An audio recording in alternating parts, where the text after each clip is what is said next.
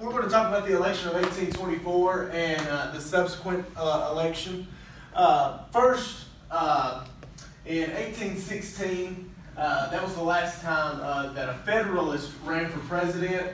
And in the time frame, we're just coming out of the War of 1812. It was from 1812 to 1815. So we're coming out of it, and the Federalist Party would be officially be dead by 1820, which would be the next election. And this was known as the era of good feelings. See my buddy James Monroe right here. He was the president, two-term president. He was a very successful president, and at this time, pretty much everybody in Washington was a Democratic Republican. And so there really wasn't a second political party to knock off anybody in Washington at the time. So you've got a two-term president. He decides to leave town because of the president set by George Washington so many years ago. So there's primarily 4 people running for office in 1824. You've got John Quincy Adams, who's the Secretary of State under Monroe.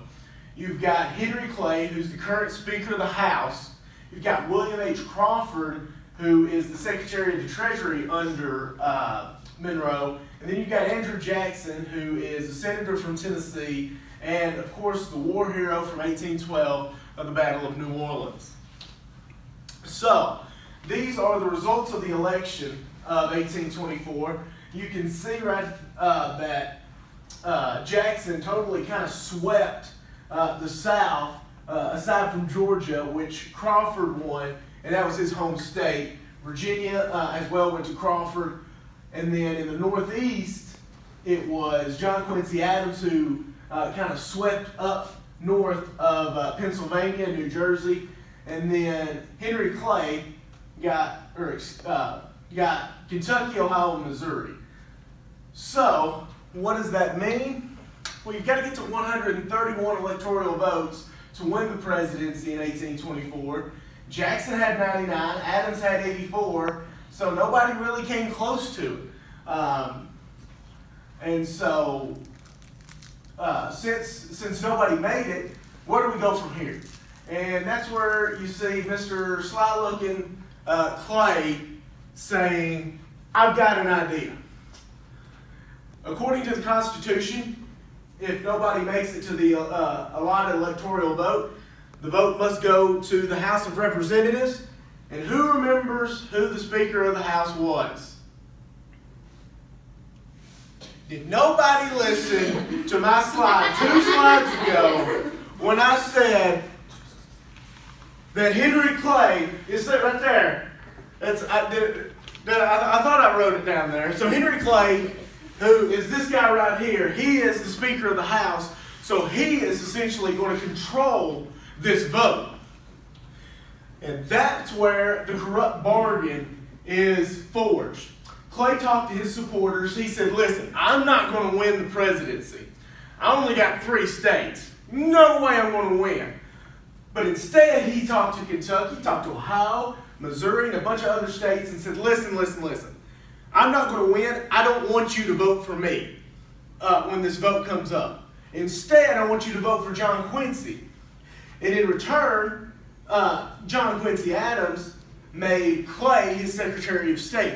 And at this time, kind of unlike today where the Vice President is kind of that second in line, Reagan had H.W. Bush, who just recently passed away. He was his Vice President. He later would run and win the presidency in '88. But the Secretary of State was always the future president. John Quincy Adams was the Secretary of State. Jefferson was. So there's presidents to show that the Secretary of State, you'll be the future president.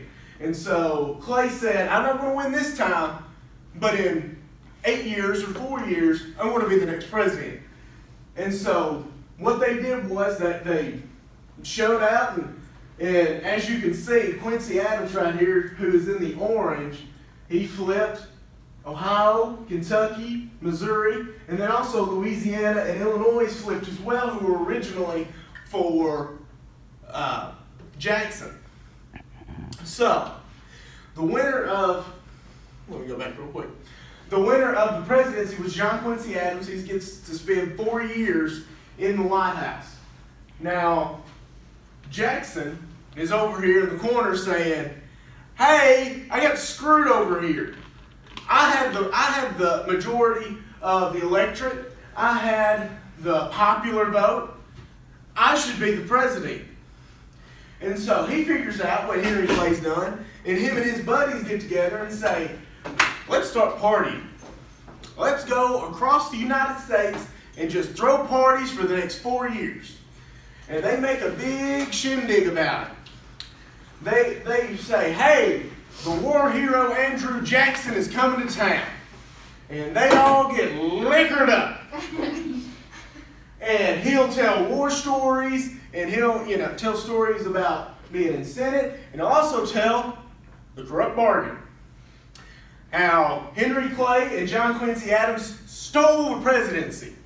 And so he has a lot of support everywhere, except for the Northeast, which stays with Adams. And so in 1828, Jackson runs as a Democrat, and he sweeps. You can see he wins Kentucky, Ohio, Missouri, Illinois, Louisiana, and just totally sweeps and wins the presidency of 1828.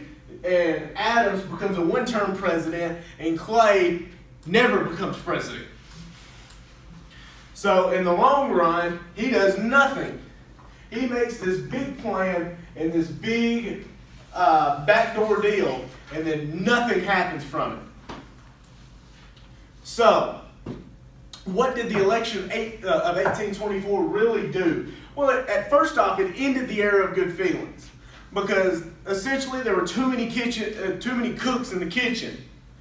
And if you look, the Democratic Party rose up, and then the Democratic Republican Party pretty much died after that. And you see the Whigs come after that about a decade later, and then the Whigs fall off, and then you see the GOP come into power, or the Republicans, with one Andrew Lincoln. Andrew Lincoln. That's not right. Lincoln. Abraham. I don't know why I just went blank on that name. Wins in 1860. That leads to the Civil War. But the real deal right here is that the election of 1824 essentially enshrines that the United States is going to be a two-party system, and that's lasted since 1824 until today. And that's all I've got.